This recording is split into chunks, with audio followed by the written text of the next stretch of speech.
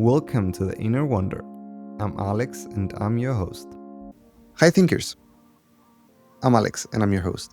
Today with us we have Alan Lazarus. Alan is the CEO of Next Level University,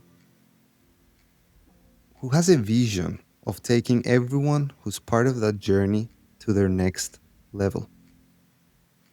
Alan has a Bachelor in Science in Computer Engineering and an MBA from Worcester Polytechnic Institute. And it was one of his dreams to go to the university. And whatever he's been through that may made that dream a bit more difficult, he didn't let it down and he continues striving for it. And I'm really curious to know more about that, Alan.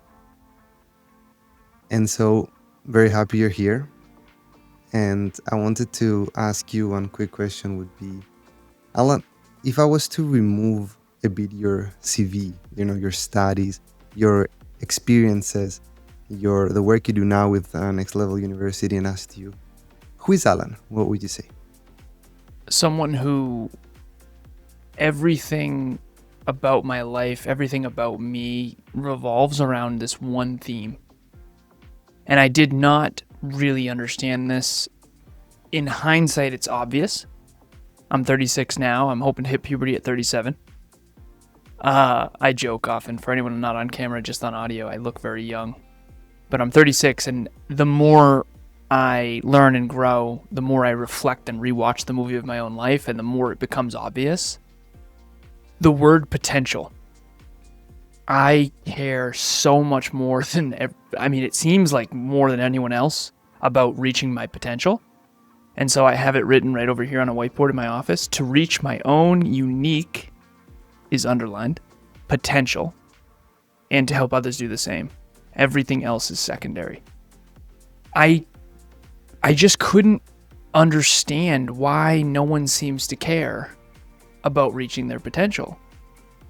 And it turns out it's not that they don't care, it's that I really, really, really care. Because I saw a lot of people that were unhealthy, not wealthy, and not in love growing up. And to me, that's the ultimate. The purpose of my life and the purpose of life, in my opinion, is to do all you can with all you have and to become all you can be in your own unique essence. And, this podcast about the wonder thing, it's very on point because I've been wondering my whole life why I'm so fucking different. Pardon my French. If this is not explicit, you can edit that out. But Go ahead. Okay, I'll keep it to a minimum. I'll keep it respectful. But I have always wondered, why am I so different? And that has only amplified. And I think it's taken tremendous courage for me to lean into that difference, because usually when I leaned into my own potential and reaching my own potential, it usually hurt my relationships. But I think that's who I am and who I've always been, even though I didn't fully understand it. That's very nice, Alan. And just getting a bit from that word that you mentioned, potential, I wanted to ask you, because thinking about potential and reaching your own potential, I'm also thinking that maybe it's a bit of, I wouldn't say dangerous, but maybe, it sometimes can really play with your head. When am I good enough? And when am I not good enough? Have I reached my own potential? Where is my own potential? And you talked about how it impacts the relationships, but also how does it impact the relationship within your own self? I think it's a duality. And I've contemplated that a lot too. I always joke I'm a striver, not an arriver. I'm not going to talk from some mountaintop, some 36-year-old mountaintop of all the answers. No, I'm still young. Like, I'm at 2% maybe of my potential. But it's a duality. A duality, for those of you who don't know, is holding two seemingly opposing ideas in your consciousness simultaneously. In other words, the truth is in the middle, and you have to hold both ends of the spectrum. Everything's kind of a spectrum. So 10 out of 10, let's say 0 to 10. I'm a big math thinker, so everything's numbers for me. 0 to 10. 10 in this case would be I'm always striving and never arriving, and I'm never good enough, and I always am focused on the next level and screw the previous level and screw the current level. And then 0 is you're completely present and you don't care about your potential or your future at all. It's a dance in between those two extremes. And so I am already good enough and I want to get way fucking better. And it's a dance. You have to hold both. And I think that when I started this self-improvement, personal growth, personal development journey, I think it was more than it is now from I'm going to change who I am because I don't like who I am. And now it's I actually love who I really am, and I'm actually going to amplify that, even though it's wildly scary because of how fucking different I am. What was that? Because you mentioned about changing who you are, right? And that you had like this intimate, like let's say, intense strive towards reaching a greater potential, right? So maybe if you can guide us a little bit towards your like baby step journey, like your early years on that led to you developing this mindset of reaching the new potential. So you've probably heard the word paradigm before. Hmm. Paradigm is essentially a philosophy, a deep belief about the purpose of life. And mostly it's unconscious. I mean, I think one of the really unfortunate things about the human condition, all of us are born with these sort of pristine hard drives. We aren't born with pre-existing beliefs. And that's why we speak the language we speak. So you're from Switzerland. I was born and raised in Massachusetts. So we have I'm from Cyprus. Oh, okay. All right. So either way, different cultures. Yep. And I've coached people all over the world. So different cultures, different backgrounds, different colors, different races, different everything. And it's been really cool to see the common denominators. I just surpassed my 10,000 hours of coaching, training, and podcasting with people all over the world. It's been really freaking cool. Not every country, but a lot of them. And one of the things that I think is really unfortunate about the human condition is that we adopt beliefs and paradigms that are not our own. Mm-hmm. So where I grew up, there was a certain paradigm, and I can give it to you. So, number one, there was a deep belief that life was about having as much fun as possible. That is a terrible fucking paradigm, in my opinion. Okay? Because when fun is the goal, there's a lot of long-term consequences. Number two is friends and having as many friends as possible and family. And then number three is achievement. Luckily, achievement was actually number one for me. But that was my paradigm. So my birth father passed away in a car when he was 28 years old, when I was 2. I had a stepfather from age 3 to 14. My stepfather left when I was 14, and he took his entire extended family with him. Never seen or spoken to a single one of them since. In person. I talked to my stepdad a little bit on Facebook Messenger. That same year, my mom got in a fight with my Aunt Sandy, and we got ostracized from her side of the family. To this day, at 36, and that was the same year when I was 14 years old. To this day, I've only seen or spoken to 2 human beings from her entire extended family. And we didn't really associate much with my birth father's family because we were trying to be the Lazaruses. My birth father's last name is McCorkle.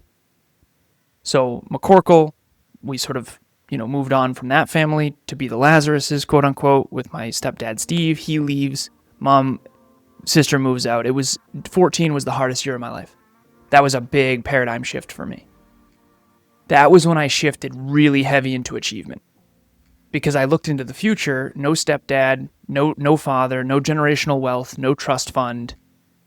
My future is going to be terrible if I don't really do something.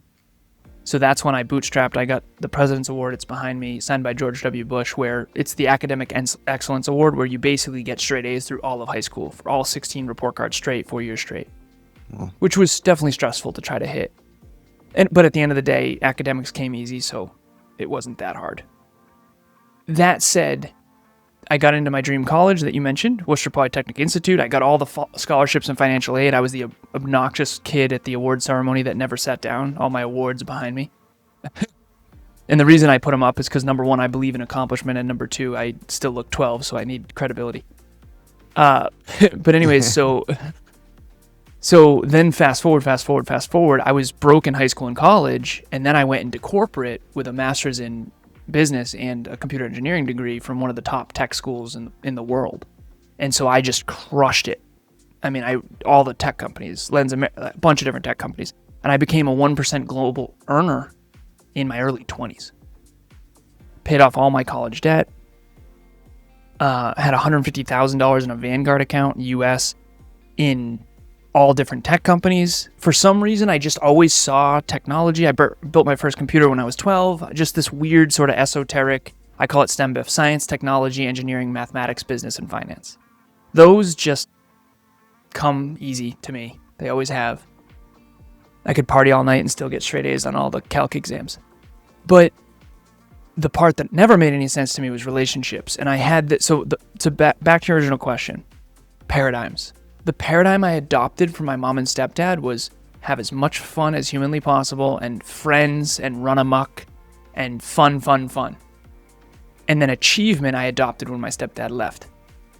So achievement has always been a huge part of my paradigm. I got in a car accident when I was 26 after corporate, kind of during corporate. My dad died in a car when he was 28. It was my fault. I was 26.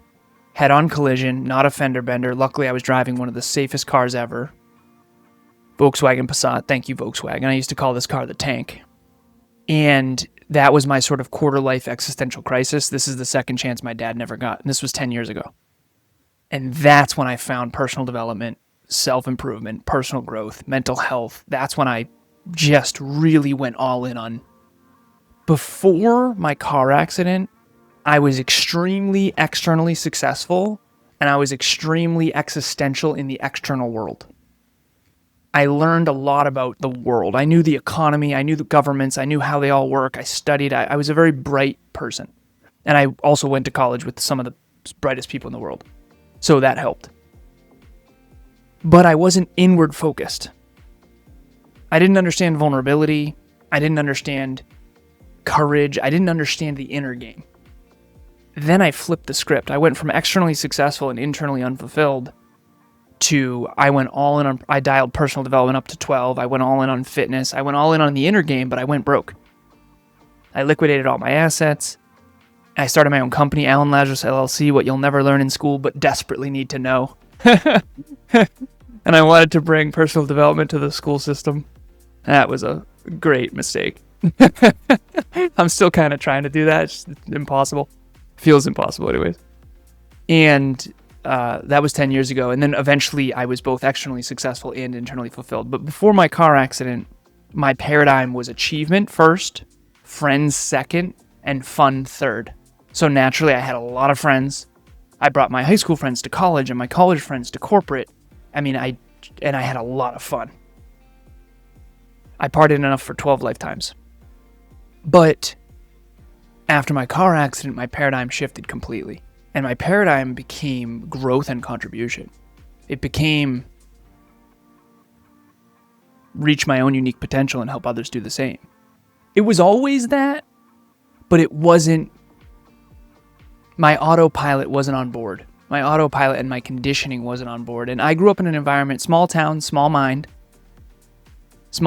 town, as much as anyone whoever listens to this from my town would be very upset with me for saying that. It's true, right? Small town, small-minded, and just did not fit in there.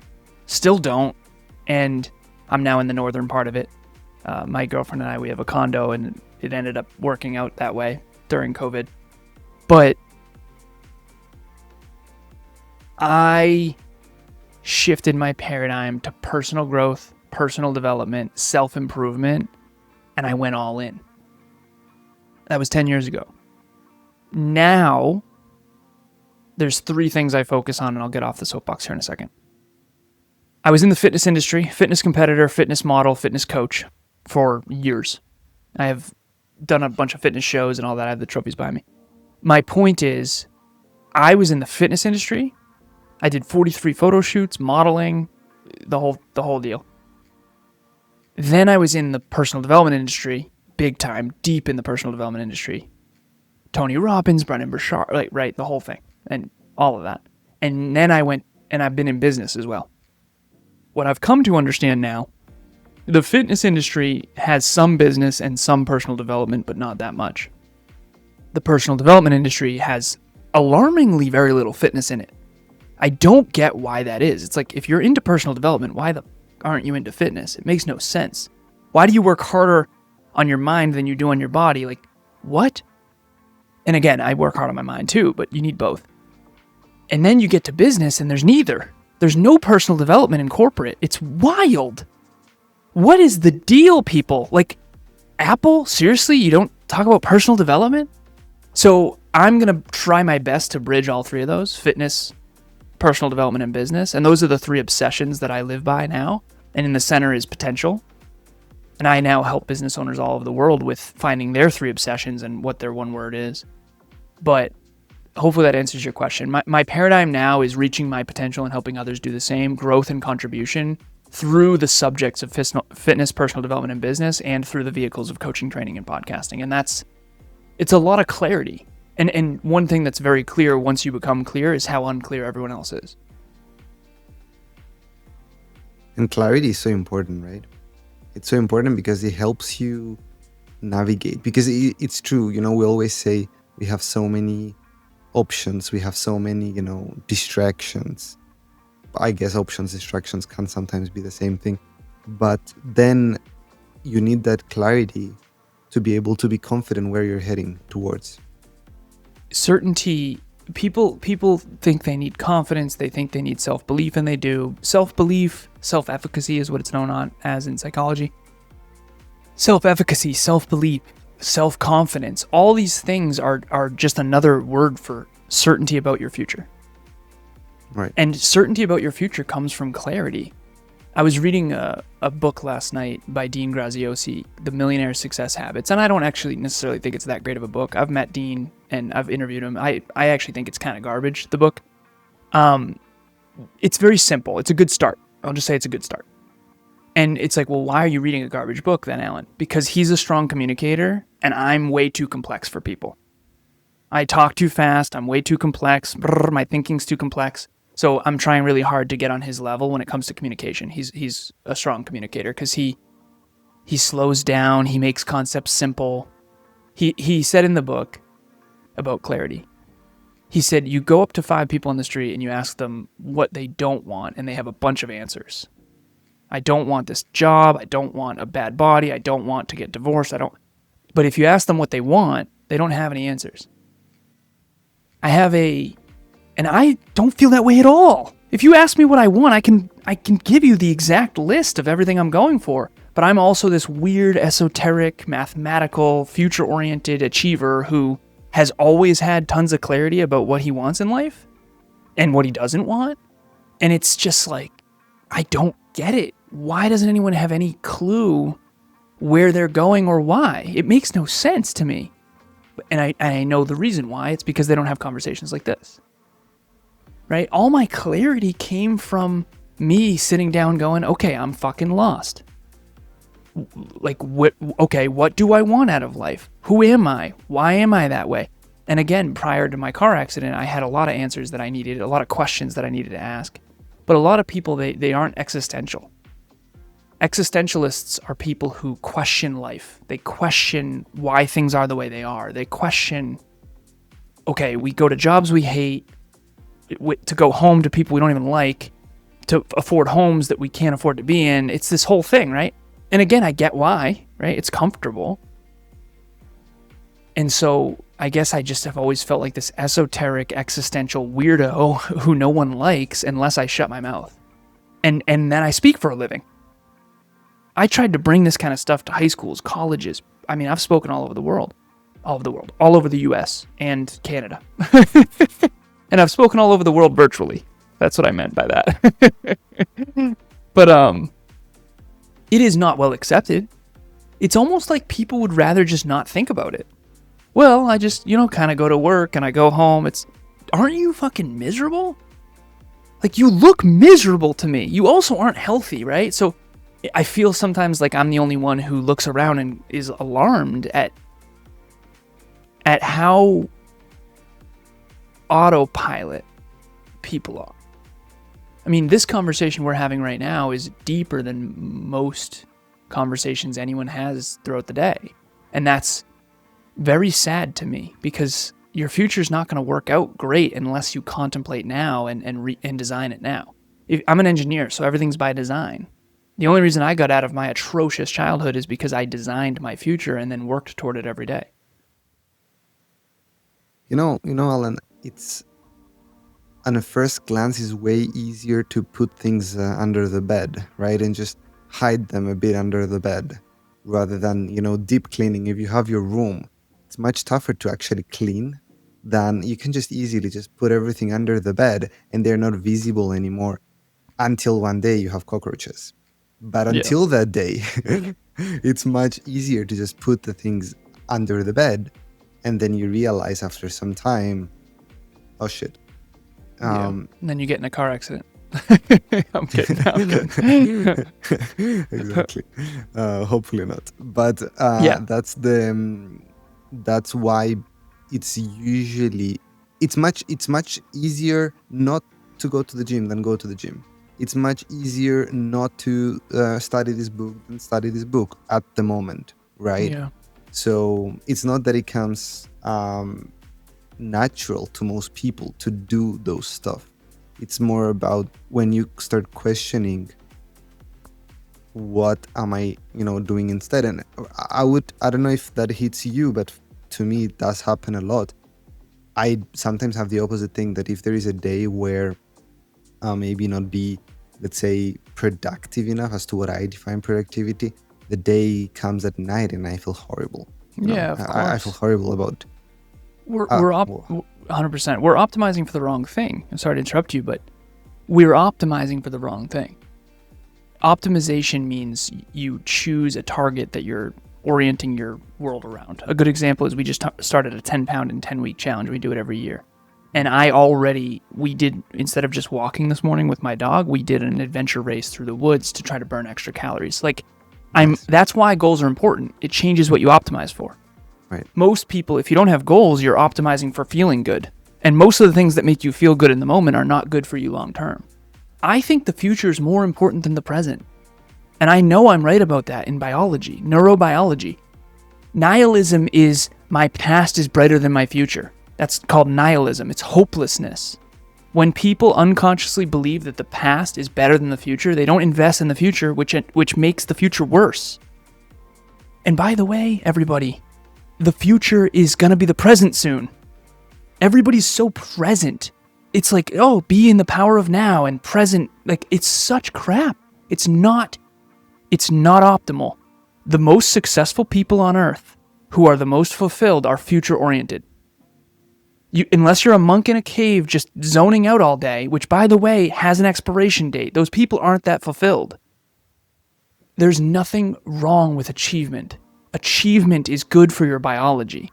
Wanting more is good for the world. That's why we're not all just sitting around in our own filth. We can build products and we can build companies and we can build podcasts. This conversation is a byproduct of your aspiration, your desire to make an impact, your desire to be somebody.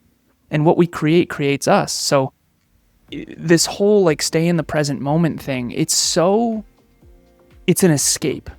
It's an escape from taking responsibility for your own future.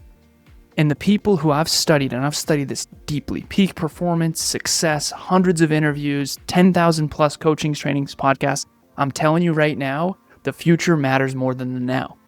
If you don't have goals that you are optimizing for, you're going to get distracted, you're going to get lost, and then you're going to try to convince everyone on social media you're happy when you're not. And I've been there too. The truly fulfillment comes as a byproduct of meaningful goals, meaningful progress, meaningful growth, meaningful contribution toward goals.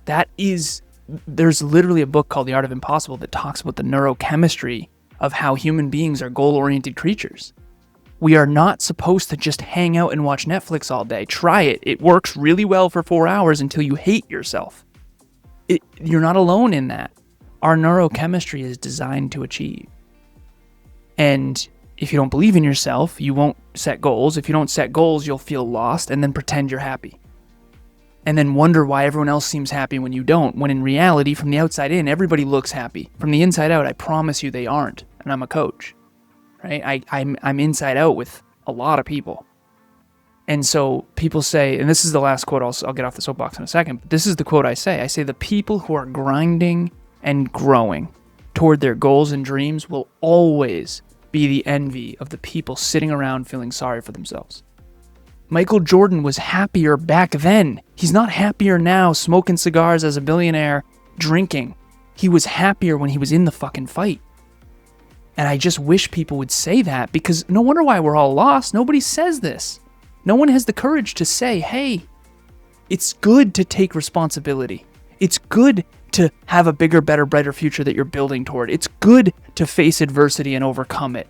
It's good to stand for something and to get clarity and to have deep, meaningful conversations with people that make you feel uncomfortable. These are good things, but we avoid them because we're sold a lie. We're sold a lie that happiness and pleasure is the goal. It's not. I go to Pleasure Town for 2 weeks. Trust me, I did. I was so unfulfilled, it's not even funny. Yeah. And what I understand is what you came to find out about yourself. And if I understand correctly, that's where, your main, let's say, goal lies in, is about potential, right? Yeah. And that's what if I understand correctly, that's what you're trying to work together with people to find their point where their goals and their life orients about, because that's the one that makes them fulfilled. Exactly. So the goal of the goal, and then the goal of the goal of the goal. And this is metacog that's really hard for people, and I understand why, because it's not natural to think this way. A goal is 10 pounds in 10 weeks. Who cares? Right? I mean, let's be real. Why am I doing it?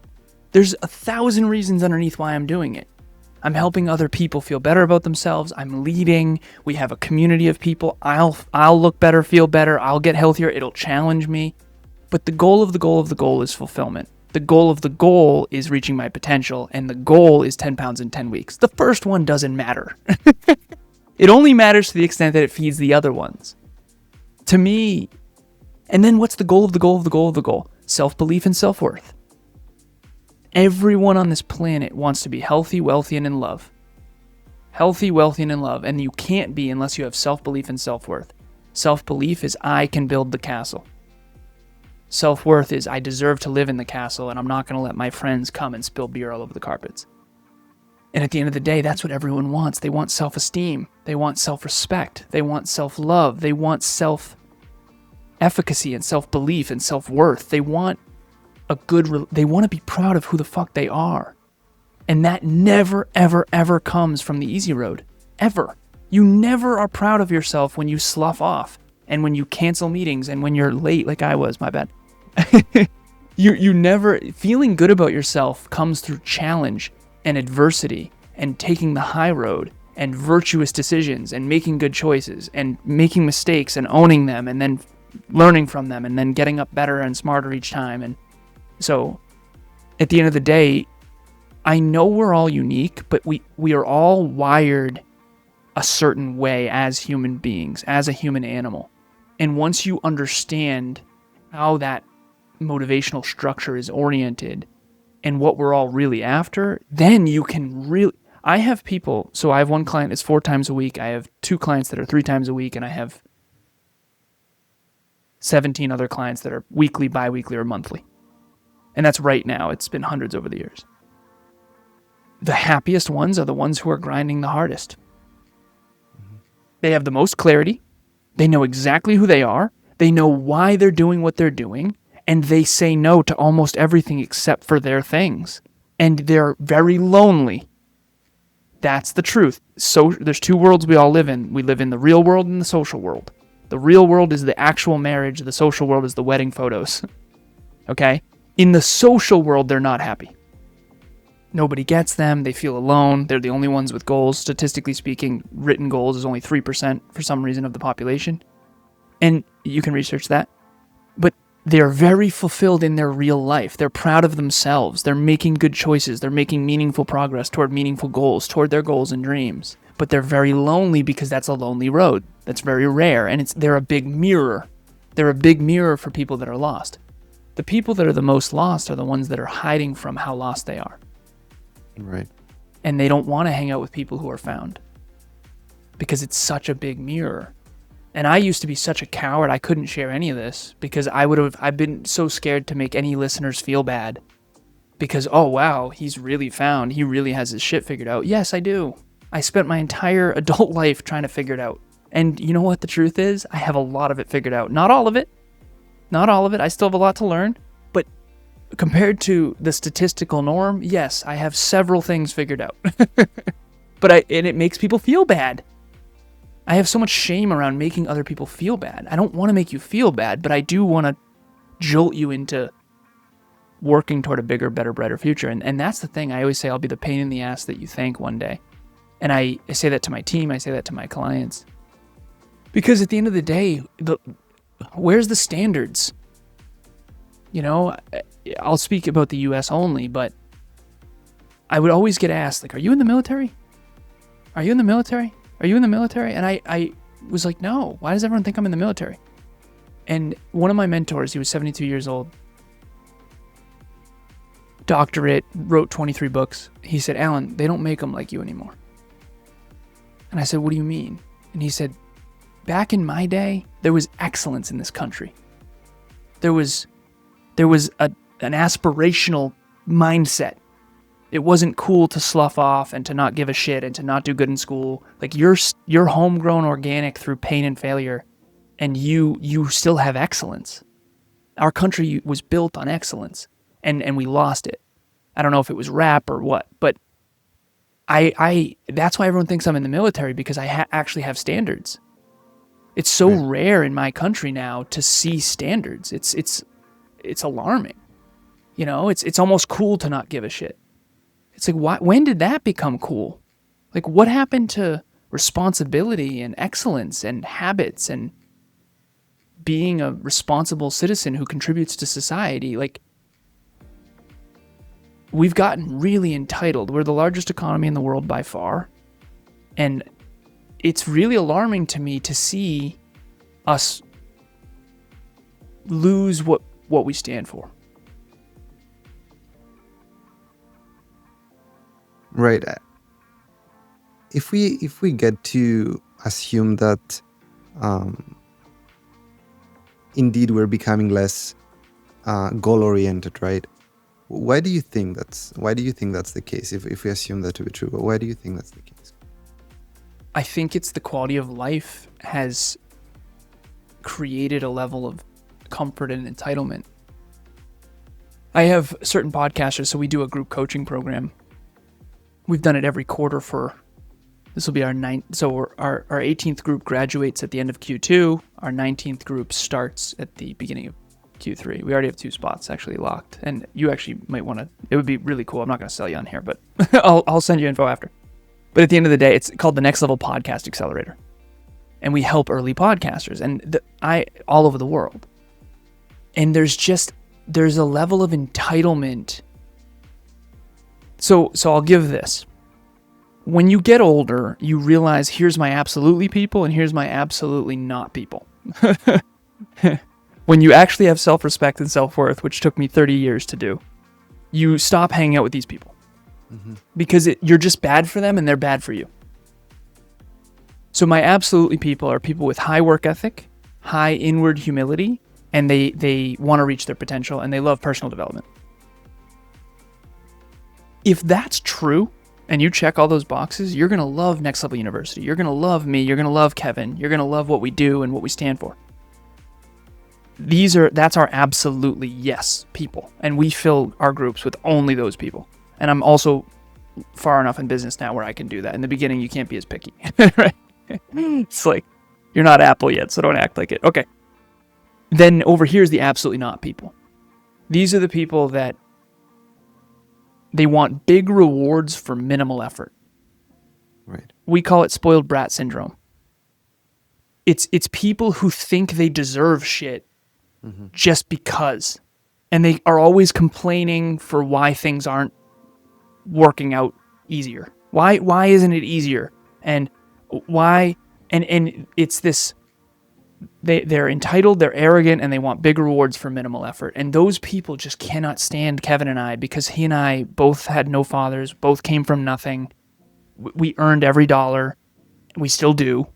And their belief system, I think, has been messed up by abundance. And a lot of 90s kids, I grew up in the 90s and in the dot-com bubble during the 90s, and I get it too. I probably would have ended up this way, quite frankly, because my stepdad left and we went from boats and ski trips. We had a yacht, snowmobiles, and I mean, it was dot-com bubble in the US. I mean, it was nuts, man. it was, I mean, everyone had fucking money. Everybody had houses. I mean, it was wild. And my stepdad left, and now I get free lunch at school. I shop at Salvation Army. My mom trades in her BMW for a little Honda Civic. Like, I don't know how I'm going to go to college. I don't know how I'm going to afford it. So I got all the entitlement was ripped from me. Not just in that incident, but just dad dying, stepdad leaving. I mean, it's just adversity after adversity. So I think adversity humbles you on the inside, and it gives you strength that pays off long term. And it's harder to notice when you're young, but when you get older and older and older, it's like, okay, at 10 years old, you kind of can't tell. And then at 15, it's okay, you're a little different. And then 18, okay, well, I got into college. My friend didn't because he was lazier. Okay, then 20, then 25, then and the contrast just gets wild. It's the compound effect of your philosophy and your habits and your choices and what you say, think, do, feel, and believe compounded over time. Good choices over 50 years versus bad choices over 50 years. I mean, the contrast is exponentially larger.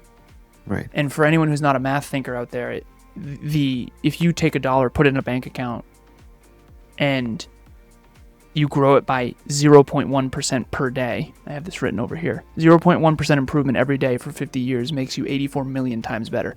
It becomes $84 million. And you can all do this. Anyone can put it in a dollar in a financial calculator, grow it by 0.1% per day. That's 1/10 of 1%. That's 1/10 of a penny. 1/10 of 1% per day. And for 50 years, it's at the end of the year, it's only $1.44. So in 1 year, it's not even noticeable.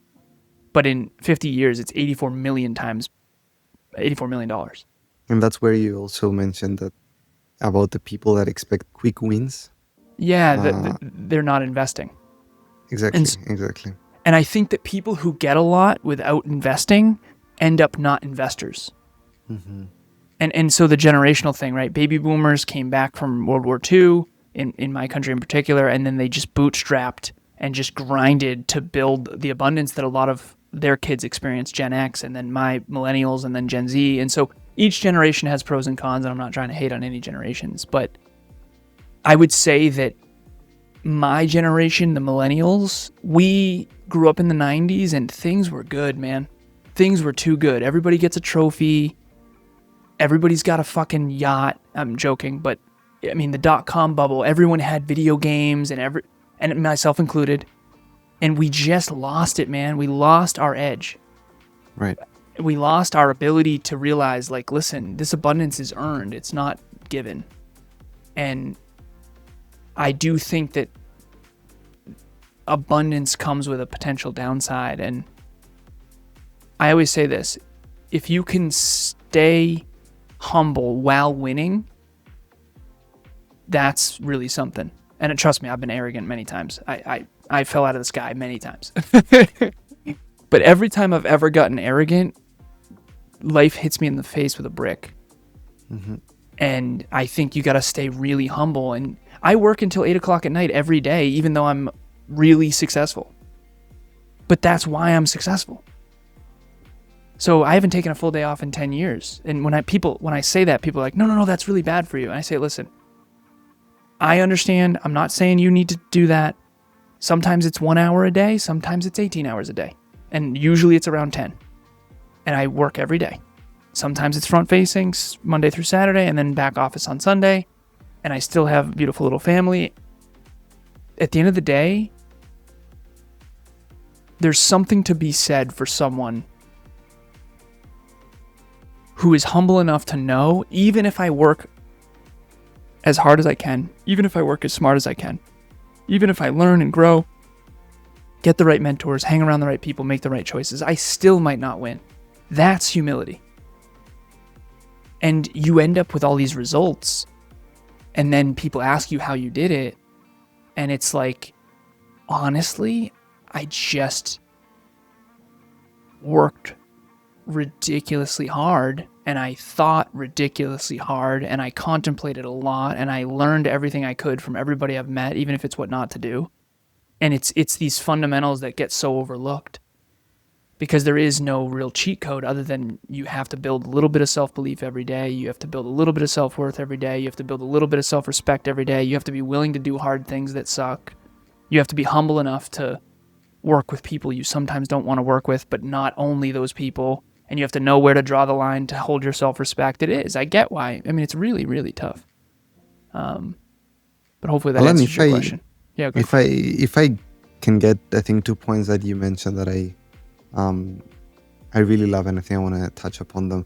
One is, you talked about having the humility and being humble even when you win, even when you're successful, and you never, even if when you succeed and you say, hey, you know, I'm good enough, you still keep working hard, and you don't become this arrogant kind of person that thinks that has won the world.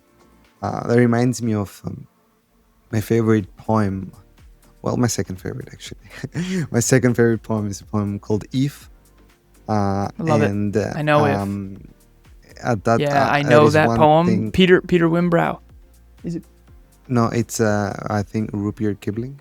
Yeah. If Rudyard is Kipling. Then you are a man, my son. That one, if. Right, exactly. Yeah. That is one of the best poems of all time. Second favorite, Man in the Glass, is right there. That's my first.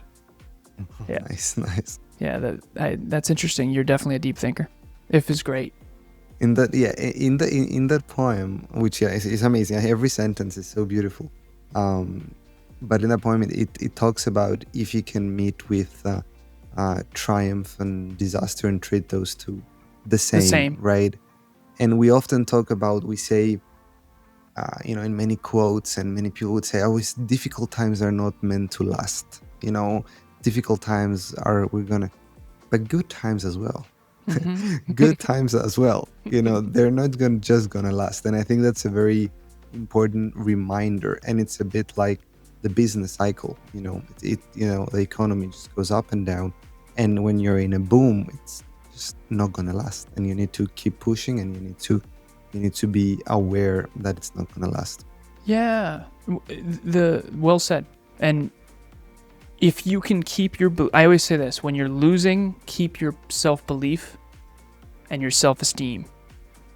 When you're winning, keep your humility. And those are self-belief and humility.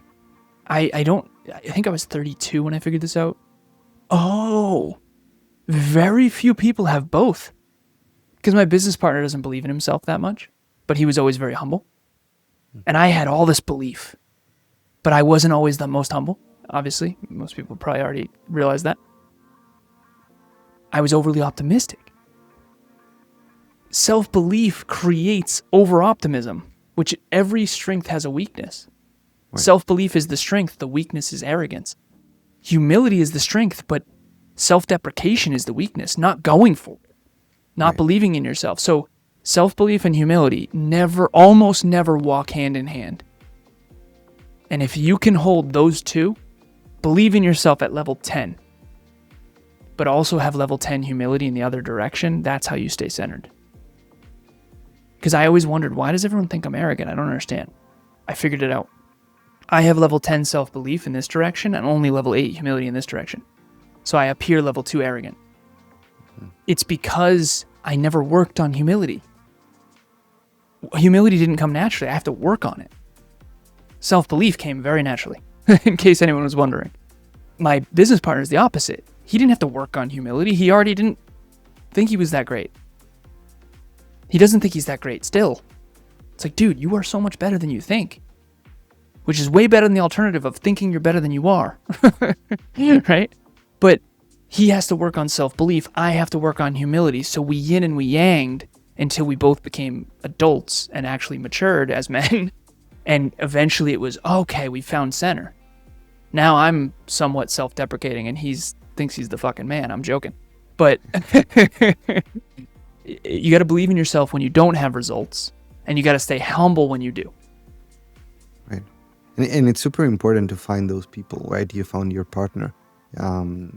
And it's really important to find those people that are able to give you those kind of levels of, what you need and help you grow and level up to what, to something better. But I also wanted to touch upon one other thing that you said. You mentioned about, hey, I reached this point and I worked really, really hard, which is, of course, a very common way of saying that, to succeed, you need to work hard. But you also mentioned, I thought hard, and that oftentimes a little bit undermined how important it is to think hard and to think about what you do, about the world around you, about the people around you. Because if you just work hard without thinking, might be a bit tricky. Then if you think way too hard without working on it, it also gets a bit tricky. But it's those two things, both at a hard level, working hard, thinking hard, pushes you. You need both. My business partner could implement so quick, but the dude just didn't know much. He wasn't smart enough yet. And his words, not mine.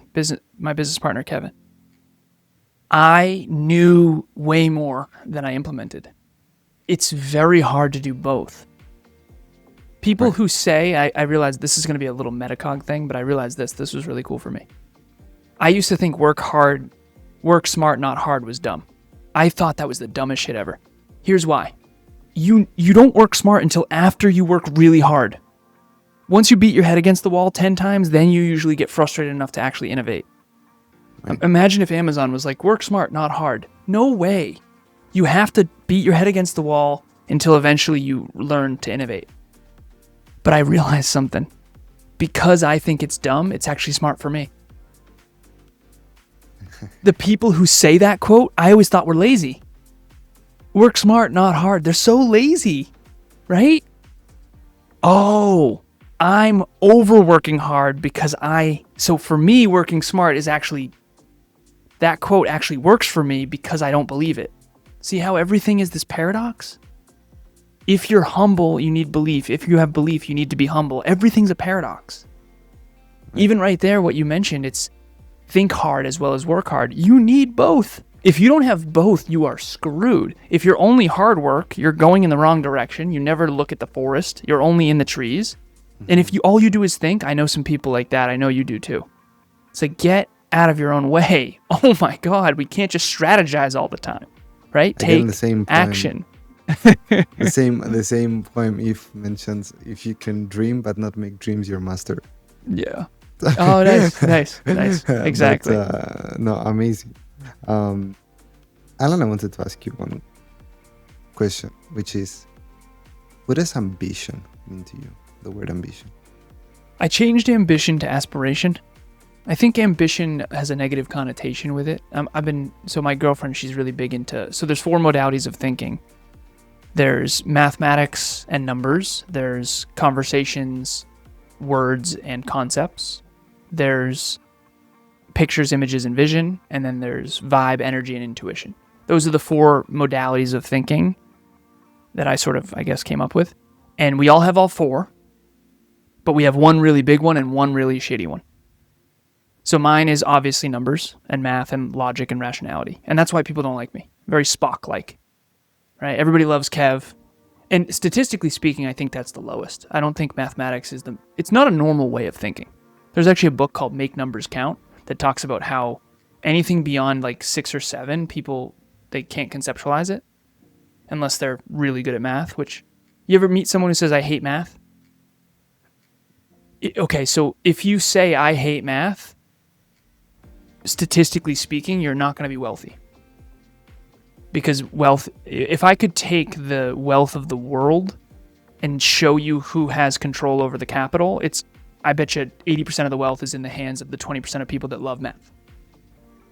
And as alarming and scary as that might be to hear, it's important to understand. You need to know math. Everything is math. This That's camera, my this internet, like, of course it is. That's why we get along. Yeah. it's I studied maths. That was my Yeah, first degree. nice. Of course, So- nice. Yeah, mathematics. If you don't think in mathematics, you're in some Right. serious trouble. Yeah. Imagine someone who thinks linearly in an exponential world. They can't conceptualize the world, right? They have no idea how Google was built. 1998 in a garage, 2025 now. Like, they can't conceptualize exponential growth. That's been really hard for me to realize for people, because you're in trouble if you don't know what exponential growth is. Everything's exponential. Everything. Trees grow exponentially. Bacteria grows exponentially. COVID, exponential. If you don't understand exponential growth, you can't understand the world. And if your mental map is wrong, you can't make good decisions. It's like a car that drives off a cliff thinking it's a road and then blames the world, right? So, last piece here real quick. The 4 modalities of thinking, the fourth one, the one that I sucked at, was vibe, energy, and intuition.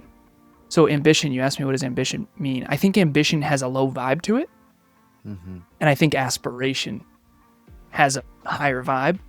So I used to be very ambitious. Now I'm much more aspirational. Right. And I'm sort of I'm trying to aspire to the next level. Next level university, next level you, pun intended, not next level me, next level you. But at the end of the day, I think the next level matters way more than the past levels and the current level. I think the next level is where all the juice of life is. It's where the passion is. It's where the purpose is. It's where the profit is. Like, your past can be dark, but if your future's bright, we all know what it's like to look forward to something. The vacation's worse than looking forward to it. Looking forward to it is always better than the actual thing. Exactly. It's just part of the human condition, right? You got to have wonderful things to look forward to. And if you don't have a well-designed future that you're working toward, you're probably doing some form of escapism. Beautifully said, Alan.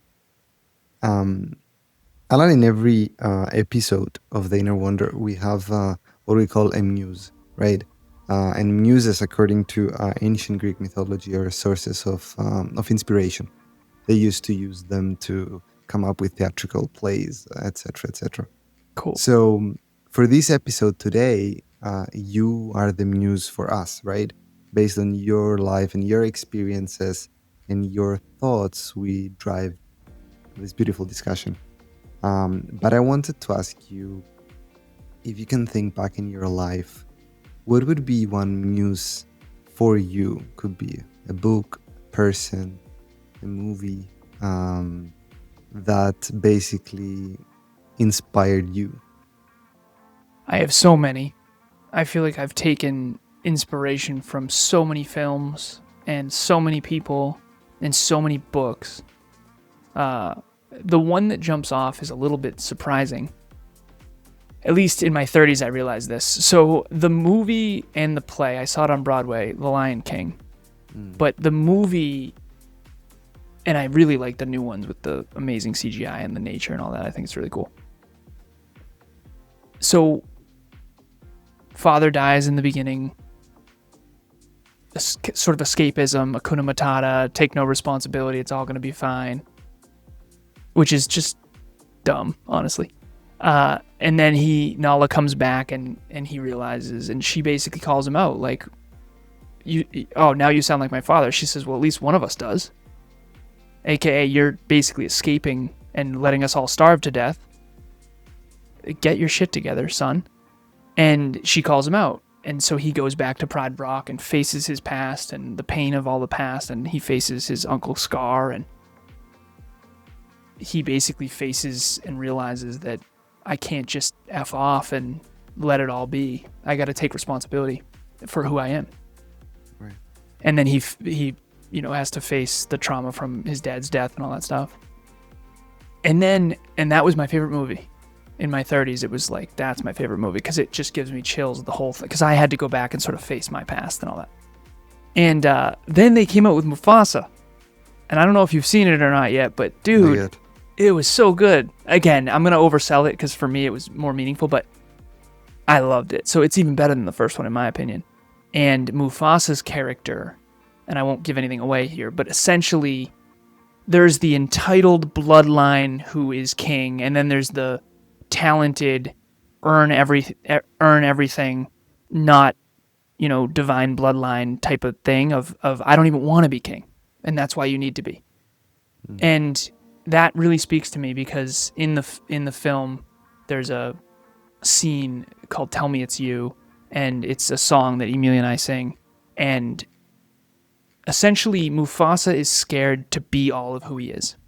He's scared of his own greatness, and he wants to give his brother like everything, even though his brother's kind of not that great. And by the end of the film, he is challenged by a really toxic leader who he has to take down and bring out all his greatness for the greater good. And then everyone's calling him a king. He's like, no, I don't want to be, I don't want to be king. And they're like, well, that's why it has to be you, because you don't want to be. And I feel like in some ways that's metaphorical for a lot of us. I think the people who love shining probably shouldn't. I don't want to shine. I don't even want to do this work. I'm supposed to. Trust me, I hid from it for so long. I didn't want to say half the things I said on this interview. So my muse, seriously, because most people don't like hearing these things. They're true, they're accurate, they're helpful, but I'm going to get attacked.